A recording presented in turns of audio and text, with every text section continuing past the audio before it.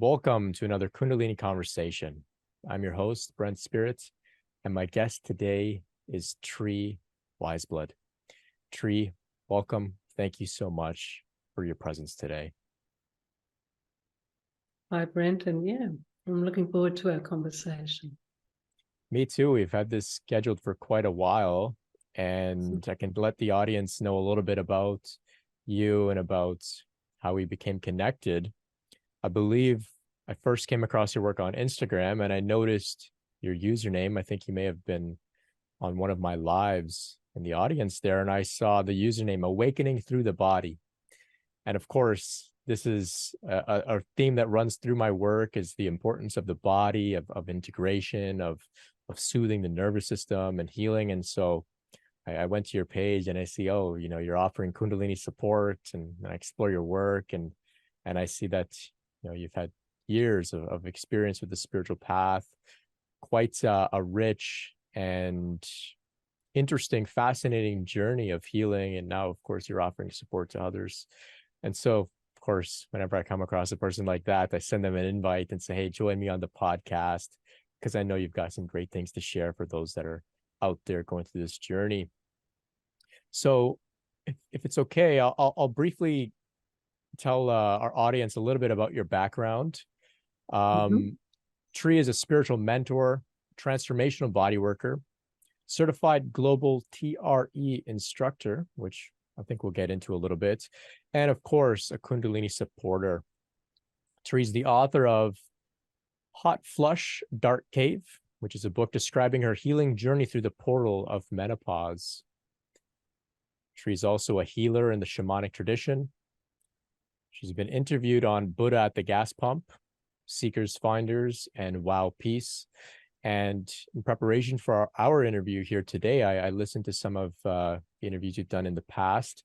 And, very interesting, fascinating themes came up, but I noticed that you didn't speak too much or too directly about Kundalini. I think you hinted at it here, and the interviewer possibly didn't go down that route, but today we are, and I'm excited to get you to open up about your Kundalini process.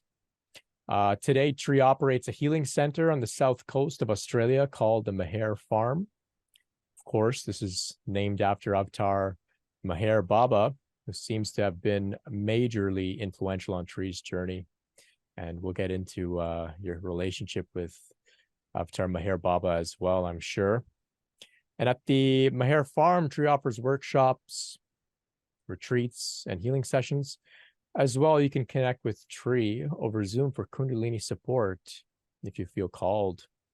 So now that we know a little bit about your background, Tree, before we began recording, you mentioned to me that generally you're quite empty, and you might need a little bit of some prompting to share. And I can relate. It sometimes happens that things get kind of quiet. The quote unquote story or our history or our past seems almost like someone else's story. So I won't burden you with trying to give me a chronological telling of your history.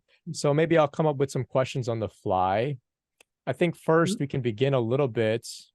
If you can tell us about what it means to awaken through the body and when this theme began to emerge for you on your path. Okay. I can remember even as a small child in my garden, often with nature. So nature, guru, and healing are really important roots for awakening in this case. I can remember being awareness, just pure awareness as a child, and feeling that sort of emanating through the body, around the body, everywhere. But I could really remember that as a small child. And then, of course, I think what forms up the ego identity, but sanskaras, so past life impressions that need working through, conditioning, and trauma. So, of course, an ego identity forms from all these different things.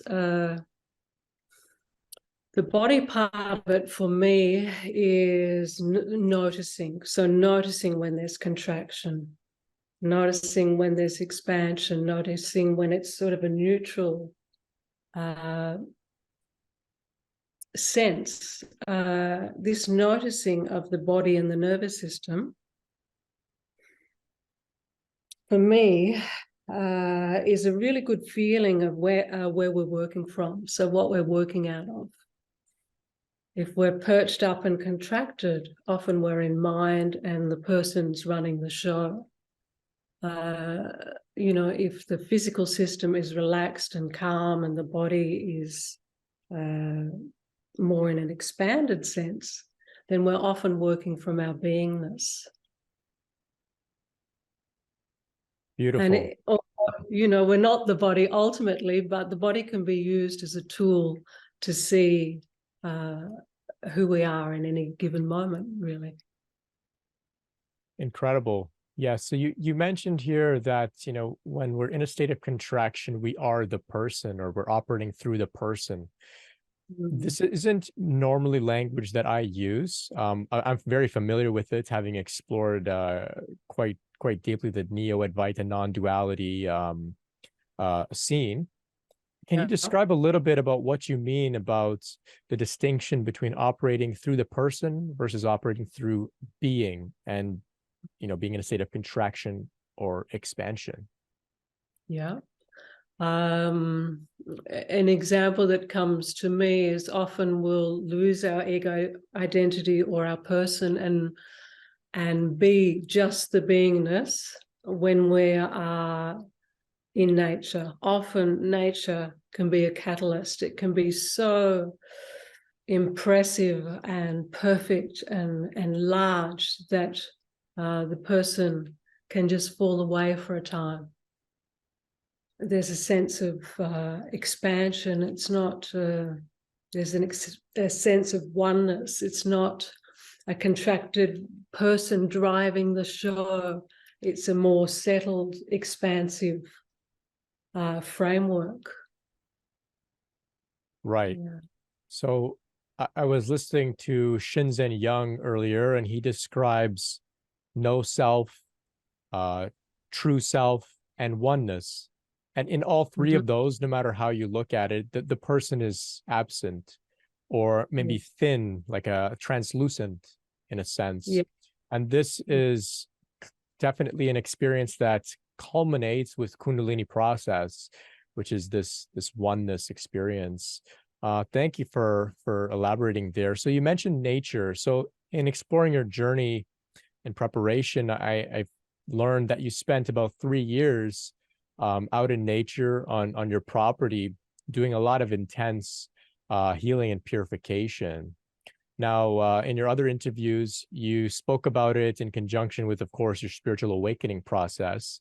And it seemed that you implied that, you know, certain releases of trauma facilitate the development of the awakening process. But can you speak a little bit about that time that you spent out in nature? I think you mentioned it was a tin shed.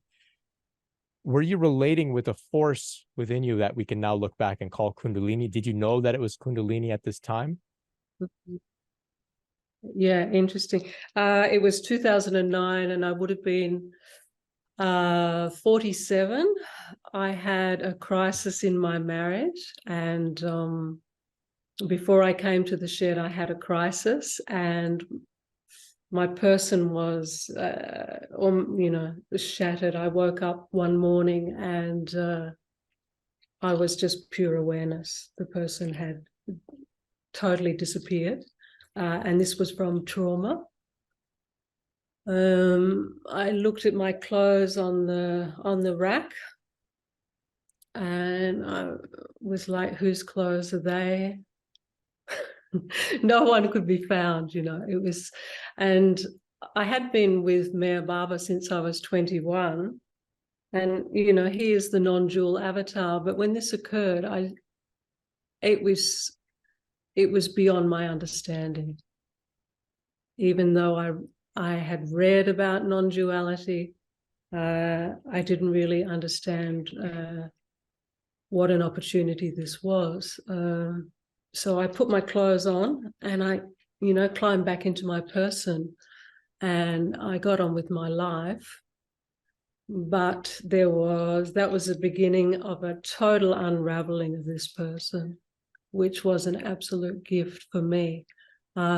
So my kids went to uni, and I did go to a tin shed on a property that my husband and I own in the bush. And I thought I'll have 1 year to myself just to, lick my wounds and nurture myself. And I thought I was finding out who the person was. Who am I after, years of marriage and bringing up children and, all that dedicated service to family, who am I? So it started as a journey of thinking I was going to discover the person, and it became a much deeper journey of basically the person falling away to whatever extent we can. Meher Baba says the ego is still there until the 7th plane of consciousness. So, it doesn't fall completely away, but it does fall away. Yeah, as you say, it thins out and there's a lot of emptiness. But that was a healing journey. That became an incredible healing journey. And I would say I spent a lot of time in solitude and silence in nature. And, there was electricity to run a little fridge, but there weren't lights, or there wasn't the internet or anything like that. So it was magnificently quiet, and I immersed myself in nature. And, I spent 3 years, and I would say that now I would say that the Kundalini started to rise during this time.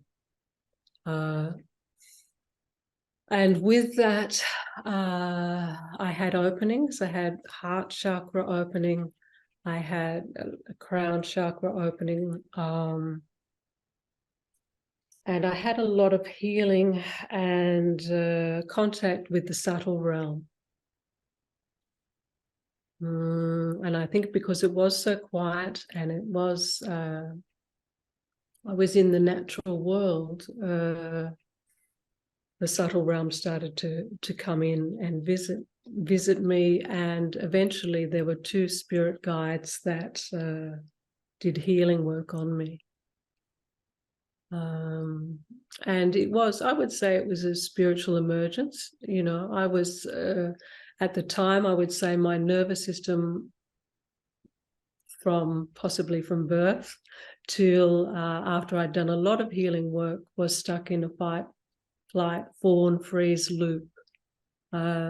So I was often very disassociated. And I think in that dissociated state, you possibly are more not living in the body. You're not grounded.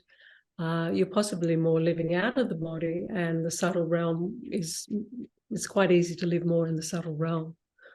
But for me at that time, it was perfect because my nervous system was so dysregulated that I would not have sought out healing with people. My nervous system only was comfortable with nature and animals, and so it seems spirits. So I had some wonderful spirit guides come in. And often if you repeat these Kundalini journeys, you do sound like a mad person because from the parameters of the gross plane and normal society, you're opened up to a lot more of the mystery. Yes. Yeah. And ultimately it's still all an illusion, but it's more of the illusion. and it can be instructive, and it can be healing, and it can be enlightening. So for some reason, I was never scared. I was always obedient to intuition and acted upon it very quickly. And I feel I was extremely blessed to have this journey, but it was very difficult.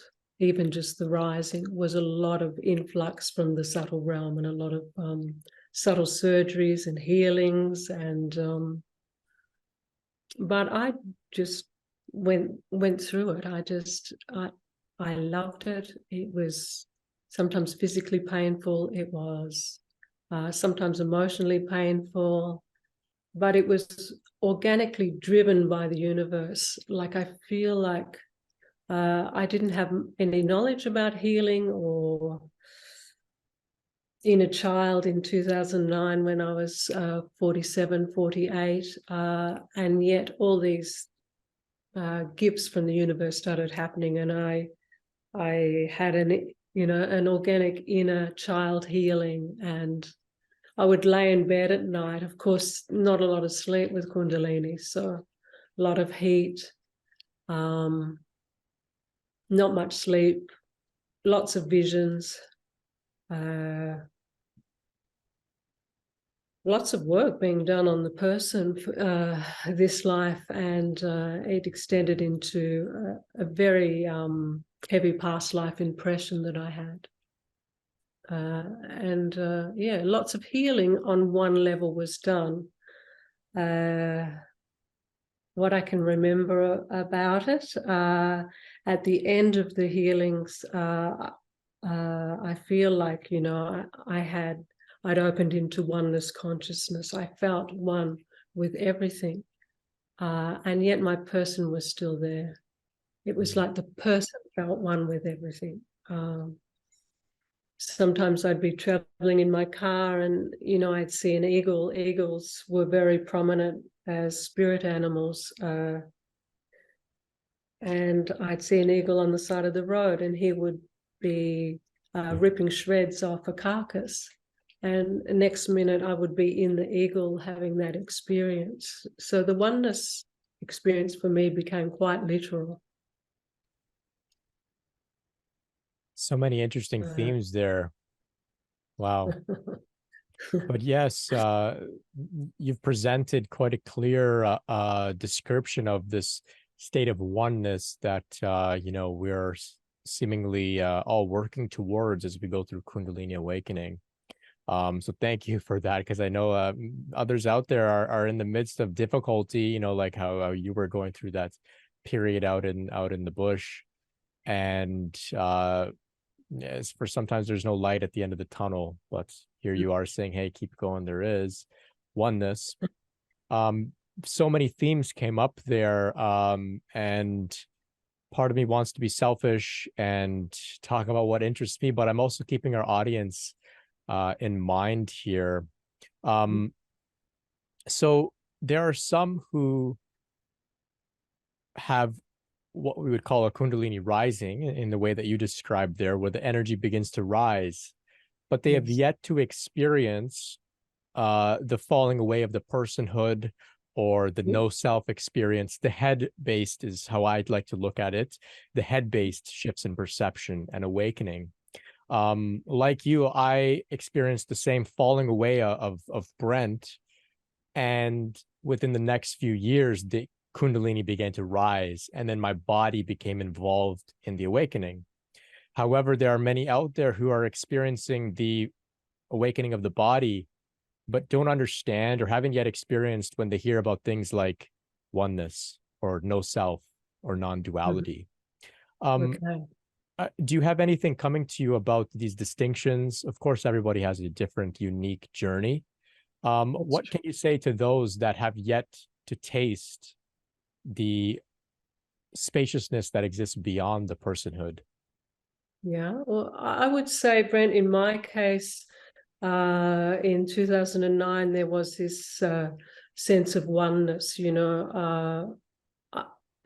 In the first 2 years, there was all the healing. In the third year, I ended up in bed with chronic fatigue. And I had visions of my body chopped up in a rubbish bin at the end of the bed. And I just got told, surrender, surrender. And of course, I'm really obedient to that inner voice, and I did just surrender. But I was still in, even though there was that sense of oneness and bliss, more an expansive sense, and I'd say more of a heart opening. I would say my heart opened first into oneness. It wasn't until 2015 that person fell away. Okay. Yeah, so quite a long time afterwards, I had a awakening, and I had done a lot of trauma work over those next few years. So I did the work with the spirit guides, and then I did TRE for myself, and then I studied TRE to teach, and that's trauma release exercises devised by David Busselli. And I did a lot of work on my own system, healing so much trauma. And I feel like the personhood, you know, as I said before, is sanskaras, trauma and conditioning. And a lot of that trauma is held in the body and in the tissue. And the TRE process is literally unwinding. And it also settles the nervous system. So for me, a dysregulated nervous system makes for a really noisy person, like quite a big ego identity. No fault of their own, you know, no one's fault. It's just life. And most nervous systems are dysregulated. And that's why we don't have inner peace, you know. That's why there's no peace on the planet. A combination of not knowing that we are one, and also having dysregulated nervous systems. So in 2015, I was actually watching Mooji on the net, who I would also say has been, like, Meher Baba is my guru, and I would say that Mooji has been a wonderful teacher on my path also. And he was very instrumental in the Kundalini occurring in the body to a full-blown awakening at his ashram. But first of all, I was watching Mooji on the net, and you know, he was saying, you know, you're not this, the person, you are that. The magnificence, the wholeness, God, pure consciousness, and whatever you want to call it. And I remembered, I said, I'm not this, I am that. I said that internally as he was talking. And, you know, I just remembered that I was actually the source. And it was hysterically funny because, you know, we say we are all God, but when you actually experience yourself as God, and again, I could sound quite mad from some perspectives, but when you have that experience or remembrance that God is within you, you are God, and that is remembered, and that the person is just an illusion, it's very funny. And I was with my husband at the time, and we were not at home, we were away on holidays in like a caravan park in these little huts. And, you know, I laughed for possibly, he says hours, I don't remember, but it was very, very funny. You know, it was very, very funny, and it was very noisy. And he just sort of very kindly, I feel for my husband in this Kundalini process, he has had to follow me around as the body works this out, as it tries to contain or embody, you know, this shift in consciousness. So I had a profound shift in consciousness, and I eventually calmed down from the laughing hours later. but I was, for 9 months, I had no thought. Person wasn't there at all. I didn't have any relationship to my human life as such. You know, my husband would call me by a name and I'd say, don't call me that. It just seemed ridiculous to me. So I must have been very difficult to live with. My grown-up kids, my kids are 33 and 31, and they'd be like, oh, what the hell is, you know, mum doing? She's not doing anything. Because I'd always been a very busy woman in the world, you know, in fight and flight energy. I was always doing things. But for this 9 months, I basically sat in this house and stared at the concrete floor in bliss. So I wasn't very operational, but the universe supported me through that. You know, I ate and sat in bliss with no thought.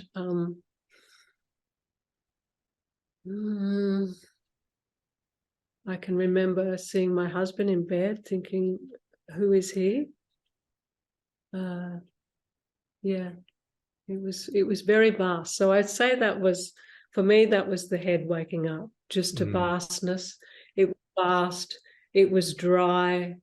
It was a lovely place to hang out as, and yet, you know, as these journeys go, there's more. There's more. And I can remember one night, after 9 months, I was awake all night with visions, and I had envisioned really quick, like slideshows of, you know, mountains, rivers, oceans, all different animals, and then millions of people. And I experienced them not just visually, but I felt what it was like to be each one of them. So particularly when it came to the humans, it was quite intense. So I was feeling their feelings, their aspirations, their heartbreaks, you know, the suffering of millions of human incarnations. Now, also, you know, the beauty, the violence, everything that humans participate in, I felt in this one night. Whether that was just whether that was just me experiencing everything and everyone, or whether that was experiencing this soul's past, I'm not sure. But it was intense, and it was wonderful because it slapped me down back in the body. Yeah. And so I remembered, you know, that there was a life and there was a body, and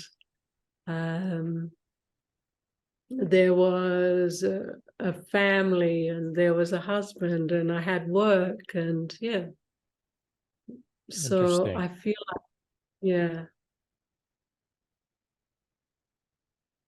So yeah, that was necessary to come back to the body. And I feel like that is sort of like, for me, that embodiment is like the gut awakening. So I really feel that all that experience and all that depth of consciousness that had awakened now sits grounded in the human body. I like the way you describe that. Often there are some spiritual ideas that seem to imply that this is about escaping the body or even escaping the person. But two themes are emerging there in what you're sharing, like you just shared, you know, returning back to the body. And earlier I wrote it down. You said here that it was like the person felt one with everything. the person being, of course, I guess, this sense of individuality, and yet simultaneously there's oneness. That to me Yeah. seems like integration, and that seems to be what awakening through the body seems to be about. So you've talked about trauma healing. You explained it so beautifully when you mentioned about a dysregulated nervous system leads to a very big person. The reason we don't have inner peace is because our nervous systems aren't regulated. For some reason, I don't know why all of those spiritual traditions didn't put it that way, because it makes so much sense when you look at it like that. It doesn't need to be super confusing. If the nervous system is in fight or flight, there's not going to be inner peace. So we soothe the nervous system, we address the trauma, and then there can be peace. So straightforward.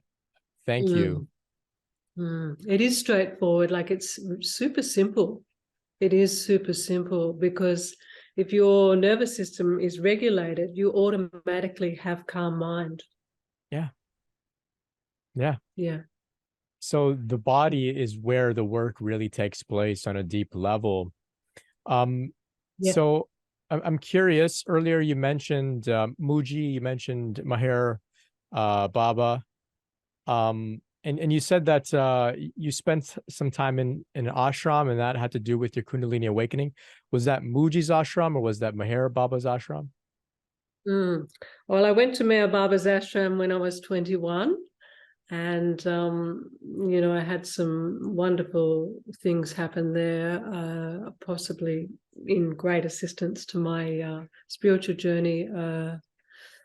I went in to visit Baba, and in India, you take darshan, head down at the master's feet. Now, of course, Baba was in his tomb, in his shrine. And I did that, and I got my head stuck to the tomb, and I'm assuming that Baba just took sanskaras, the master takes your sanskaras, not all of them, but I think he unloaded, a lot. And I attribute Maher Baba to, everything really. The Kundalini awakening happened, and I sort of distinguish, and I don't know if my wording is the same as yours, Brent, but the rising at the shed there was like I'd be driving and I'd just be spiraling beautifully like this. It was quite nice, it was very soft. It was just stirring. And actually, I share during that time, my sexuality changed. The orgasm, instead of being a release down and out of the system, started to rise up, and I would have visions of snakes, and an S would come out of my mouth during that. So it's like the energy, rather than coming out of the body, down and out, it started to rise up the system. Just a little fact there to share. And eventually, I'll mention this too, sex and alcohol just fell away. So after this, for a while, both sex and alcohol, both of which I had a pretty voracious appetite for, after awakening, they just left the building. I think there was such a sense of wholeness that there just wasn't a need to reach out for anything anymore. Right. Yeah. So sorry, I've lost the question. that's okay. That's okay. Some interesting themes are coming up here. I can relate as well. The orgasm, not always, but especially with Kundalini, it was completely inwardly moving up the spine. I think a lot of this journey is fueled by what we call the sexual energy, which in my view is not separate from spiritual energy.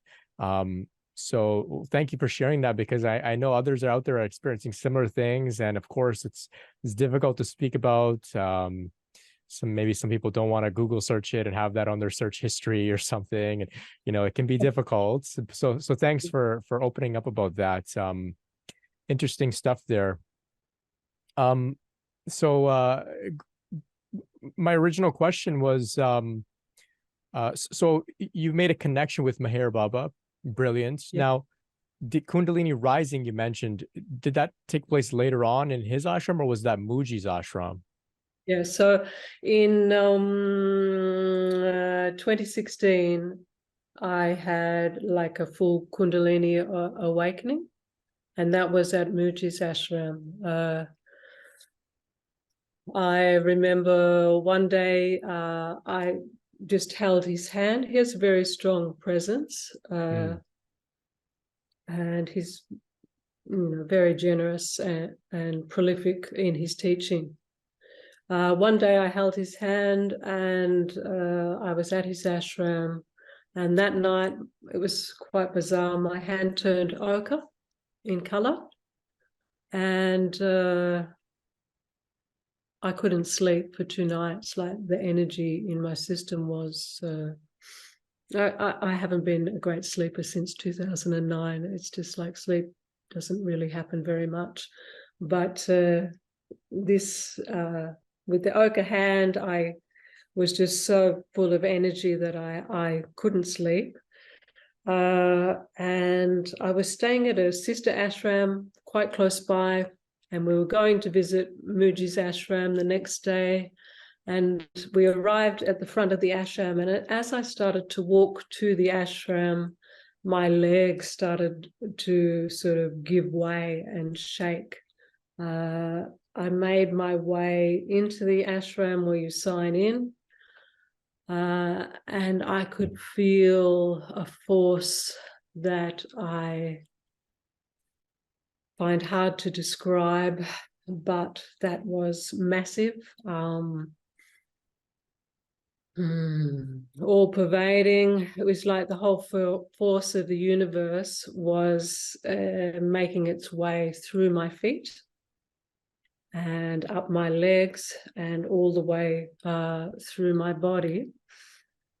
And it was hitting every block or thing that was in the way of it flowing through. And so my body started to massively convulse. In the meantime, the people were trying to fill out, what is your name? And I said, I didn't know. Again, I didn't know what my name was. They're used to this sort of thing. So okay, don't worry about that. They took me over to sit down. I sat down and I felt the force of Kundalini come through my feet and up my legs and up my torso. My whole body was convulsing. If you've seen those blow up sort of advertising dolls, it was pretty much going like that. I smashed my head against something. The whole body was going off. I was there with a friend,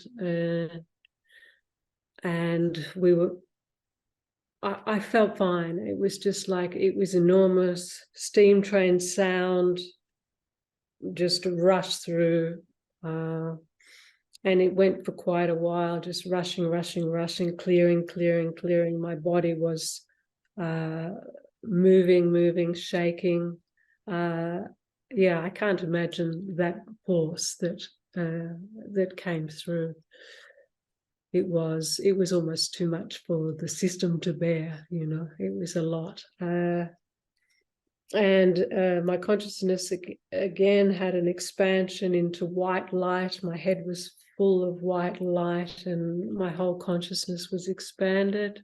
The people at the ashram said, can we help you? What can we do? And I said I wanted to I didn't have any strength in my body. I wanted to lay down in a temple, if that would be okay. And they very kindly got a golf buggy and gave me water and let me lay in a temple all day. And because of TRE, I'm used to involuntary movement. I'm used to it being a release. I'm used to it being healing. So I wasn't at all frightened, even though it was overwhelming for my body. There was no fear. It was like, okay, here we go. Yeah. This is progress, this is wonderful. So I laid down in this beautiful temple, and my body just flicked and shook and released for hours, all day. And the people were very great in that they didn't crowd you, but they tended you if you needed it. And occasionally someone would come, "You all right?" And I'm like, "Yeah, I'm fine, thank you." Like, just let go. I've been guided by Baba many times. Let go, surrender to the process. So in this whole process, I haven't had any fear around it. I've always, whether it's been visionary, mystical stuff, or whether it's been physical, the body, you talk about waking up in the body, like this is, basically God waking up in the body, enlightening the whole system. I've been lucky enough never to fear it, rather just to welcome it, no matter how dramatic or full on. And it has been super dramatic and full on in my system. There's been a lot to clear. Yeah. Wow. Incredible. Mm. So I have been somewhat critical of Mooji, actually. Mm. There's a talk on YouTube where somebody at his ashram mentions their Kundalini process, and he's rather dismissive of it. And so I'm curious if you feel that that was a teaching device, or using his intuition and his wisdom. That's how he maybe shoots right through the whole topic towards the self directly, and then in a more passive way, there is still the Kundalini phenomenon around him, around his teaching and his work. Yeah, interesting. I have seen that exact interview, and they have dedicated people at the ashram that can help you through this. So it's not that they're in denial of it, they're actually supportive of it. But I think, and I don't know, you'd have to ask Mooji this, but my interpretation or impression, and I could be totally wrong, would be that some people are extremely acquisitive of Kundalini, and they think that it's going to make their person better. Right. And so it's instead of being on a spiritual path, they're on a path of acquisition. And ego can latch on, I'm a spiritual person. I have active Kundalini. And I'm wondering if he is sort of downplaying, particularly in that interview, to that person, sort of maybe more dismissive of the ego that's asking that question than actual Kundalini process. Right. Yeah, that makes sense. It's a rather polarizing topic in general. Some people are terribly afraid of it. Like you said, some people think it's going to enhance their personhood, give them special powers and whatnot. So yeah, that makes sense. I'll have to reconsider my attitude towards Mooji. I'm actually due to head to Portugal later in the year, and so maybe I'll have to stop by his ashram there. It's in Portugal still, right? I think Monte Sahaja. Yeah. Yeah. Okay, so maybe I'll find my way there. But thank you for sharing about the intense rising process. So you were fortunate enough to not be afraid of this, to have some preparation in your background with TRE, to understand some of the ways in which the healing expresses itself through movement, through shaking, even going back earlier in your journey through psychic support in spiritual realms from spirit guides and whatnot. But of course, for some people, this is the most terrifying thing. There's nothing wonderful about it at all. They're deathly afraid. And so I imagine that in your work supporting people going through this process, you do come across people that are not as on board with the healing as you were. So in general, when you're working with people, what are some common themes that you see arising, and do you have a message for the general audience here that may be struggling with their healing process?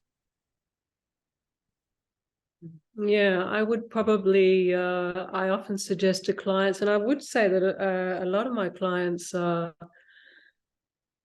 from America, and they're young men, and they've often had Kundalini awakening through drug ceremonies, like ayahuasca or yeah. So there's been sort of not much of a spiritual path, or no spiritual path. No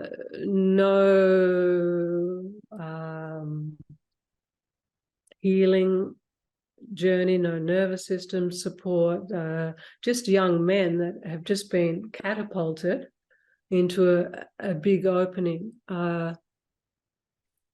And they're extremely ungrounded, and it sort of negates this human existence for them. I found their life in this relative world, they're very dismissive of it. So I suggest things like body work, healing trauma, supporting the nervous system, eating right, also telling them about the fact that this human existence is the place for awakening. So this incarnation and this body is precious and very much a part of our awakening process, awakening to our truest nature. Without this body and without this incarnation, we don't have that opportunity. So it is of importance. Yeah. And, like sometimes in my past, I've had to go out and lay on the ground, in nature, lots of stuff in nature, grounding, laying on the earth, swimming in the ocean, swimming in the rivers, tending to this body, because some of them are finding the process overwhelming, which it can be. So I like to normalize it too, that it's not a pathology, that it's an involutionary process. So we evolve and then we start the involution, which was the interning into remembering who we are. And Kundalini is a natural part of that. So even just normalizing it. And it seems the more you fight it, the trickier it can become. So surrendering to it, but also knowing ways to support yourself. Can you share some ways to support yourself on top of what you mentioned there? Eating right, honoring human life as precious, spending time in nature. Anything else coming to mind? Yeah, the fact that some people have Kundalini's awoken and they're not on a spiritual path. This is about a shift in consciousness. This isn't just about getting Kundalini. Yeah, I feel like the Westerners often you know, I want Kundalini, I'm doing Kundalini yoga. A lot of Kundalini yoga teachers have never experienced Kundalini. It seems very acquisitive. Be careful what you ask for, you know. There's other ways of having transcendent experiences than drugs. You know, I'm not pro the drug. You know, some people have wonderful experiences. Some people have openings, and some people depression is treated. So I'm not discounting it, but my feeling is there's also I get to hear a lot of stories where people are blown out of the water and they're not going well. Yeah. So I would say there's other things to open out of your contracted ego identity. There's body work, you know, there's breath work. There's something that I discovered in my early journey called toning, when I couldn't meditate because my physical system was full of so many sensations that if someone asked me to sit and meditate with them, I would be like, oh, I can't, that's too hard. Like, no, I'm in fight and flight. I can't sit with myself. So for me, toning, which is making sound, and I didn't realize in 2009 about the vagus nerve and how making sound, you know, tones the vagus nerve. But, you know, the universe guided me to go out under the moon and sit in nature and tone. So that was my meditation, an active form of meditation that my system could handle. And it also toned my vagus nerve. Sorry, I'm just following train of thoughts here, but things people can do instead of, to get transpersonal experiences, to expand their consciousness. There's a lot of other things than drugs, and that's just my experience because I get a lot of young male clients from America. I trained with Bonnie Greenwell to support people in Kundalini, and a lot of people since she's passed on have been referenced on, and I would say they are the majority of my clients, you know, that are really struggling. So I would say, maybe try something else other than the drugs for expansion. Also too, maybe do the hard work for expansion. You know, again, like with now, you know. But that's just me. No, I think it's very valid. I experienced the same type of thing with a lot of people that are, you know, having awakenings due to psychedelics without proper preparation. And I would totally fall into the camp that you're mentioning, a young man from North America. Of course, I'm from Canada, but psychedelics played a very important role on my journey. And I didn't, when I first started doing this work, I wasn't open about that. I kind of just skirted around it because I didn't want to perpetuate this idea that this is going to, you know, just be the answer. Just take ayahuasca or mushrooms or LSD and have an awakening. And so I didn't talk about it. I've begun speaking about it now, but I put a lot of disclaimers and prefaces and saying, hey, before I took any of these, I was on a spiritual journey already. And a lot went into my journey prior. I didn't just take those things because I see the same thing. It's great that people are more open to these things, and I think it is helping the you know, the shifts collectively and the acceleration that we're experiencing. Overall, it's good, but I feel that it's irresponsible to be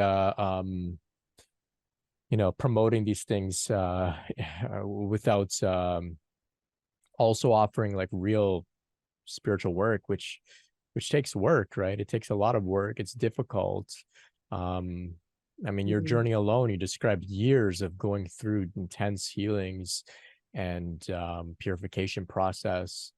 I think the greatest drug is this energy. It's God. It's God waking up in us. This is the greatest drug. Nothing comes close. I can add to one point. What can people do? I mean, they can take a page from your book, and they can connect with mystics and allow their support to also help. I think like you, the support that I've received from guides has been, in some respects far greater than the drugs themselves. Can we talk a little bit about that? And so you mentioned 2 spirit guides came to support you in your healing work. Can you let us know a little bit about those 2 spirit guides? Yeah, I think because I was sitting out, I'd often bow to the sun and bow to the moon, when the moon's in the sky in the day, and it's really magnificent as well. I would be out toning and, under different moons in different weather, really. And I do this with workshops now. I take people to the river in the dark in the morning, and we swim and the sun comes up, or we're out under the moon and we're toning. It's like coming out of our comfort zone in a supported way, and realizing the majesty and the magnificence of nature. Now, I've lost your question, Brent. I'm sorry, I went off on that. No, that's okay. That's okay. A lot of different themes are coming up, and it's speaking to somebody out there, I'm sure. But I was asking about the 2 spirit guides. Thank you. Okay. So because I was doing all this, possibly these spirit guides went, okay, this lady down there in Australia, is ripe for our attention. Because I was sort of so earth-based and nature-based, I had 2 Native American Indian guides turn up. One was called Eagle Spirit Man, and I also had a lot of contacts here where I live with eagles, like in the middle world, in this world, physically coming, circling over the house, often coming with messages and support. But this man was an eagle spirit man, and he was very light, and he just hung around for the 3 years and was just like a guiding light, like very enlightening. He was very light-filled. The other man was more earth-based. He was called Buffalo Man. He had horns, and he was a shamanic healer. He had a staff and a cloak on, and he would come to me when I was out in the circle that I was guided to make on my property. Then I would go over and do my toning meditation. And one time again, I'm going to sound like a crazy lady, but I'm not. But he came into me, and he sort of almost like came into my body, and there was this sense of oneness, and it was beautiful, and he was very earthy. He also smoked, and so I did for a while start smoking tobacco, only in the circle, but it was almost like there was this smoking thing happening for a very small time, rolling tobacco. And my husband was quite psychic. So one time he was visiting at the shed at the time, and I went down to him, and he didn't really know what I was up to. I'm going to the circle, yeah, whatever, enjoy. But he could read palms, and he hates doing it. But I came back and I thought, oh, you know, maybe you're getting a little bit out there. Just check in. So I asked him to read my palm. He knew nothing of these guides, and he looked in my palm and and he said, oh, that's freaky. Oh, it's you, but it's not you. You're some sort of like American Indian man with buffalo horns, and he just sort of pushed my hand away. It was too much to look at. And I went, oh, okay, good. You know, it's okay. It's okay. It sort of just verified for me. But in that early, when I was 48, I'm 61 now, when I was 48 and around that era, you know, it was very wild. It was very ungrounded. It was pretty intense, really, working with these guides. And in fact, if I had been in another family, I could have very easily been committed into a mental asylum. Yeah. Yeah. I never once felt that I was mentally unstable. I always felt that I was communing with the subtle realm. Right. And that it was okay, but it was pretty intense. Yeah. And this, so they literally did psychic surgery on me to remove wounds. A lot of childhood stuff came up. I'd have visions of wallpapers and door handles and things in childhood homes. So it was all like leaving the system in an energetic way. And so that's how my healing journey started with these two guides. It later got to more physically in the flesh with TRE, and then transformational body work. It was really getting into the body and removing stuff. But Buffalo Man was so impressed with this little old lady that was going out to the to nature at night like this, you know, that he loved what I was on about. And one night in a ceremony, he handed me his staff, and my spirit guides are crow and eagle, and he'd put on, and this is all in visionary language, Right. put a crow feather, and he had put a eagle feather on the staff, and he handed it to me. And he said, you know, across space and time, you do the work now. You do this work, my work.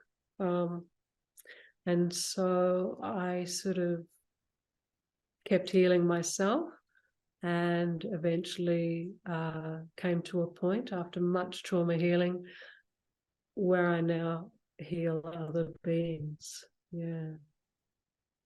Fascinating.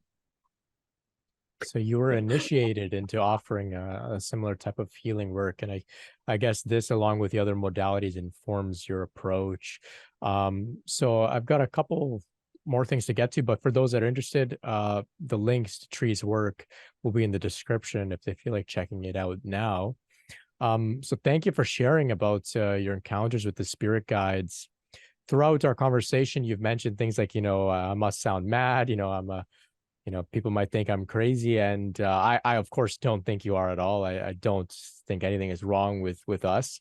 And part of why I'm doing this work here is to be a voice, and to have people on like yourself who are well integrated into the world, high functioning, and also having these non-ordinary experiences to offer validation for those that are, whose family, for example, may not be accepting of them, maybe, labeling them, pathologizing them and whatnot. There's a great documentary called Crazy Wise. Maybe you're familiar with it, but it compares the Western approach to some of the people that are having spiritual experiences like yourself with the approach of the indigenous cultures around the world.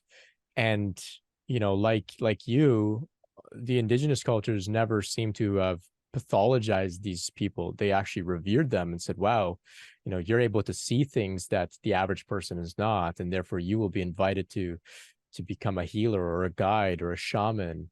Whereas over here we say, oh, there's something wrong with you, you need to take some pills and be locked up and be monitored and stigmatized and labeled and all of this. And it's a great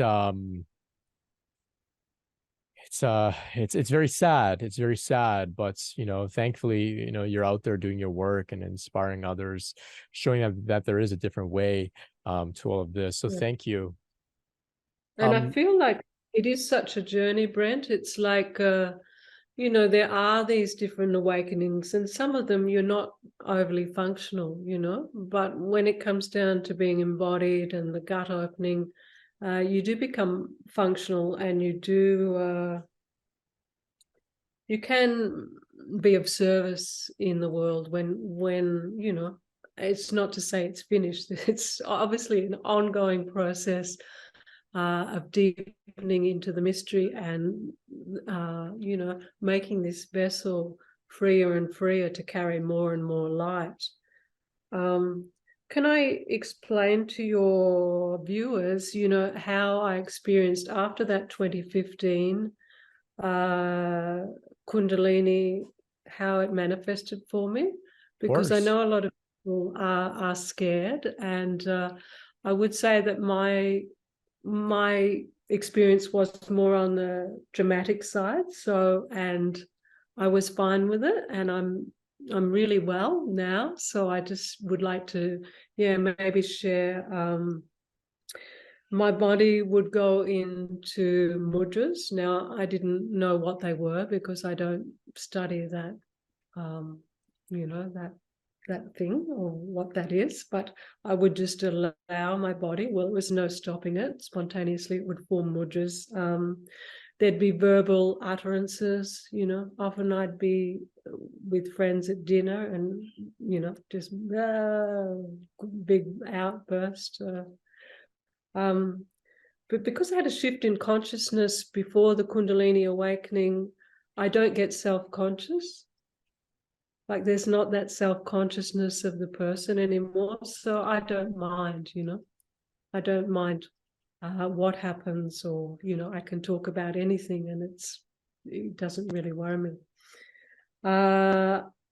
You know, I'd go into often Kriyas, of course, sacred dance moves like that I don't know, but my body would go into sacred dance moves, strange breath work, really mouth breathing, massive mouth breathing sort of situations, spontaneous yoga poses, and I don't do yoga, and that's quite shocking. And I've had Shiva and Kali and different dakinis all sort of hop into my body and move it. Yeah. And you know, that's been lovely and magnificent. It's been hard for my husband, so for people with, you know, partners or family living through it. One night here was very difficult on him. My body went into spontaneous breathing, and I literally ran outside into the front paddock, and my body started to, he kindly came out after me, and my body started to go into, you know, spontaneous back bends, and, you know, I'm not very fit. I can't do spontaneous back bends, but my body did, you know, and my consciousness just expanded into the galaxies, and my body was there in a back bend, and it was ecstatic, and for me it was wonderful, but for my husband it was just scary, you know. Yeah. He can't talk about it, you know. If people say, oh, you know, what's it like living with trees, Kundalini, he can't I can't talk about it. Yeah, it was very frightening for him. But I did say to him, I was very aware, even though I was in the galaxies, I said to him, it's all right, I'm fine. There's that presence of mind of, it's okay, I'm fine. This is big and I'm fine. Yeah. And, that sort of thing just went on for years.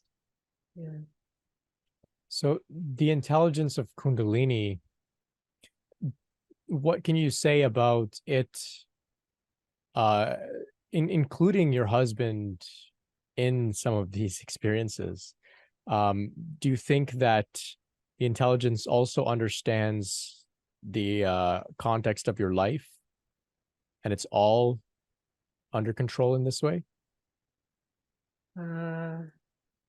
No, I think it's more powerful than that. I don't think it, I don't really think it takes into consideration. I've been in restaurants in the city and had full-blown moments,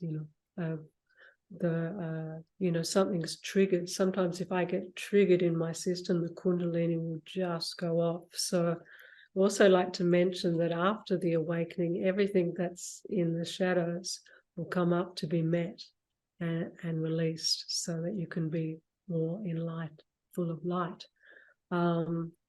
So I've been in a cafe and incredible, like, jolting, shaking, tremoring, verbal utterances, yeah. Interesting. I'm not sure if Shakti's concerned about, moderation or doing it in the right spot at the right time. I think, in my experience, Shakti is just wanting to clear everything out. Occasionally, I have been able to say, could you please slow down? It's a bit much for my system. And that has worked. And then other times, there's no stopping her. She's just on a mission, And it's finding the relaxation around that, the comfort around that, the gift around that. Because there's also, a lot of bliss. When we talk about, we've spoken about the transition of sex, often I had a retreat here last week. It was a winter retreat. It was a tiny little retreat, and we were doing a meditation, and on the in-breath, we were saying our own name of God. So people all had different names of God. Some were just pure consciousness, or, I was Meher Baba, others were this one or that one. It didn't matter. And during it, my whole body had what I would describe as a cosmic orgasm. It was just like bliss radiated throughout my body. And I must have, and I don't remember, but I must have made a sound, because afterwards they said, you had some sort of an orgasm. Yeah, and it's like, the bliss flowing through the whole body, like every cell alight. Yeah. So it's strong, it's big, it's truly transformative. We talk about transformation. I mean, that's what it's doing. It's transforming us. Yeah. Right. So on the topic of bliss, sometimes people hear this idea that, you'll feel blissful. And of course, it can be very exciting, but it can also come to such a high degree that it can become debilitating, and you become, completely dysfunctional. Have you experienced this, where the bliss is just so intoxicating? I feel like there was stages like that, but I feel now the bliss it just bubbles out as pure love to the world and to the clients, you know, on the healing table. So it's no longer, it's not debilitating. Yeah. Right. So no longer debilitating, but No longer debilitating. there were Yeah. some periods. Yeah. Okay. Yeah. Yeah. Yeah. Where I couldn't function. I was so blissed out. I just looked at the concrete floor and was in bliss, you know, totally non-functional. Yeah. Yeah. So I had similar experience. I mean, I remember just laying in my bed, looking at the ceiling and crying and thinking, Yeah. I feel so good. But there was this element of like guilt because I was like, I can't do this for the rest of my life. There was like some conflict there. Yeah. Then when the bliss subsided, eventually, there was also some work to be done that was related to attachment to the bliss because it now was Yeah. somewhat in the background. And so the bliss Yeah. comes as a great teacher. You know, it can be challenging to relate with ecstasy, which sounds so hard to believe or understand that something so incredible could be a great teacher and a difficult one at that. Yeah. Interesting stuff. Yeah. Okay, Yeah. well, Feel like three. my state more is stillness, like still and silent and empty. And yet the other side of that is that full and bliss and love. And it's just sort of, yeah, it's just, and also the human side, anything that's left, any attachments that are left or any shadows surfacing up to be dealt with at the same time. Yes, I love the way you describe that. It's all encompassing of everything, of emptiness, of form, of the human here as well. Incredible. Um, Before we talk a little bit about your healing center, I'm just curious about some of your encounters with Sri Ramana Maharshi. I think you and I share a similar connection. Um, would you mind sharing a little bit about some of the encounters you described in another interview with Sri Mm, Ramana? yeah, I have had a lot of visions of both Jesus and one of Ramana, one very poignant one of Ramana, where you know, he just was walking towards me with a little calf, and I had a house cow at the time. I used to hand milk a cow, and I don't know why he came, whether it was my love of cows or my love of God or both or whatever, but he arrived and he walked past me and we just merged in the eyes, and his eyes were just magnificent. I don't dwell into his teachings much, but I have a picture of him in my healing room along with Jesus and Mayor Baba and Mooji and this one and that one. Um, yeah, it was just a beautiful encounter. In the early stages of awakening, you know, I would get up from the bed and I would walk across the room. And this is, I wonder, many people in mental hospitals that say they're Jesus, you know, I would get up and I would be walking across the room and I would feel as if I was Jesus. I'd have the robe on, the cape on, and I would be him. And again, it's that oneness thing, you know, the more you lose of yourself, the more everything else seems to come into you. Yeah. Right. So that was another mystical experience, you know, and Yeah, yeah, it's common that people feel like they're Jesus. It yeah, seems like also they feel like, I think some people without any other context feel so incredible. And the only way that they can describe it is, I must be Jesus. And unfortunately, of course, right, yeah. you know, they don't get treated too well when they start making those claims. But there's definitely something there with Oh, Christ no. consciousness. Yeah, Yeah, just the Christ consciousness. yeah, You know, but these things, you know, these mystical experiences come and go, and you know, it's good not to get caught on them, as you say, with the bliss. Don't get caught down any alleyway, you know. Just keep, like, enjoy the experience. Be grateful for the Kundalini, be grateful for everything. But don't try and hold, or don't go down any side paths, you know, like keep your eye on the prize is my advice, you know. Just keep thinking further into the mystery. Don't get caught anywhere. Brilliant advice. Yeah. Thank you. Thank Yeah. you. So on that note, why don't you tell us a little bit about your healing center, Meher Farm? Of course, we see your backdrop there. It seems like a very beautiful space. Can you talk to us a little bit about what you offer there? We have time if you want to even speak about, you know, how this came about for you. That would be great as well.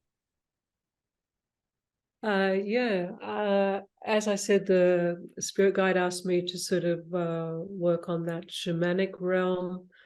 I continued further with learning TRE, which is a healing modality, and I further went on to learn transformational body work, devised by Diva Dorisha, who has just passed this last week. So much gratitude to him for his magnificent work. The body, you know, keeping the score of our past. Transformational body work works on, you know, this life, past life, intergenerational trauma, in utero. It works on so many levels. People on the table will have transpersonal experiences, which can give them an infill. They'll release trauma. You know, everything is held within the fascia and the flesh. So when you touch into a body, you touch in. I was guided by God since having the big Kundalini awakening to get my hands on people. So I thought, oh, I don't want to do massage. What, you know, I just thought, what will give me something. And the next week after I heard put your hands on people, this advertisement for transformational body work training came up, and I read about it, the levels, the depth of levels that it went to. And of course, I totally believe that the trauma is held in the flesh and the nervous system. People can talk stories for years on end, but until it's dealt with in the flesh and the nervous system, there's not a lot of change. So I studied this work, and I've had a lot of this work done on me as well. So having done my own big healing journey, and I'm still on it, you know, it's never ending because we're still in this human experience in this body. But I feel at a state where my nervous system is in a good, resilient phase, and my hands are good to put on people. I've opened up to doing the healing work, and particularly my clientele, anyone can come, but my clientele is for those interested in spiritual awakening. Because I work on the precept that, you know, trauma really holds the beingness hostage because it's very noisy.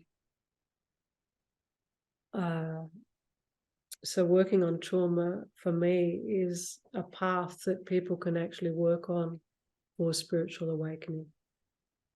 So we have Meher Farm Healing Center where people come for body work, this particularly sacred form of body work. They come for TRE, and I also do retreats. You know, people stay in tents. There's only 2 bedrooms here, so 2 bedrooms. I stay in a caravan. Other people stay in tents, and we would like to build accommodation one day here for people to come to retreat. So for me, true healing is having the embodied experience of awakened consciousness. Awakening through the body. Basically. Yeah. Brilliant. Yeah. Brilliant. Yeah. Yeah, on your website, there's some beautiful aerial shots of your healing center, nestled there in the Australian. Can we call it the outback, or is that more the inner part of the country? You're more towards There's a the few, coast. so it's sort of not the outback, but it is. It's on 17 acres, and it's surrounded by beautiful mountains.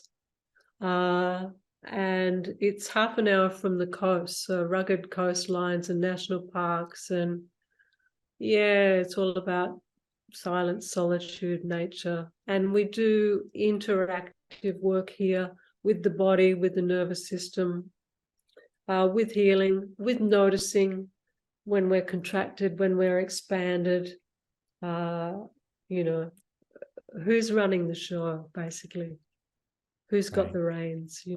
Yeah. How free are we in this moment? Yeah. All of that sort of work with the body. Yeah. Brilliant. Brilliant. Well, Tree, thank you so, so much for sharing so openly with us today. For our audience, all of Tree's links will be in the description. You can visit the website to find out more about her offerings, workshops, retreats, as well as the Kundalini support that you offer online as well. So please reach out and connect if you feel called. Tree, thank you. Thank you once again. This was a really incredible talk. We covered a lot of ground. I know my questions were kind of here and there, but we got a little bit of everything. Lots for me to think about. And if I can add, throughout our conversation, it's been a little bit of a challenge for me to stay engaged, because I'm feeling like I just keep going into bliss and into spaciousness. And so it's been a little bit of a challenge for me, but a good challenge. And I want to thank you for creating this space, spaciousness, I should say, for me. And I imagine people out there listening are going to feel it as well. It's a great energy coming from you. Thank you for going on this really incredible journey that's obviously ongoing, and for offering your gifts and support to others. Please, I invite our audience once again, connect with Tree. It's really incredible. So thank you so, so much, and I hope we can be in Thanks for touch. having me. Oh, Yeah. so welcome. Thank you. Yeah. Thank you. All right, now, so until next time, thanks everybody for tuning in. Much love and peace. Mm.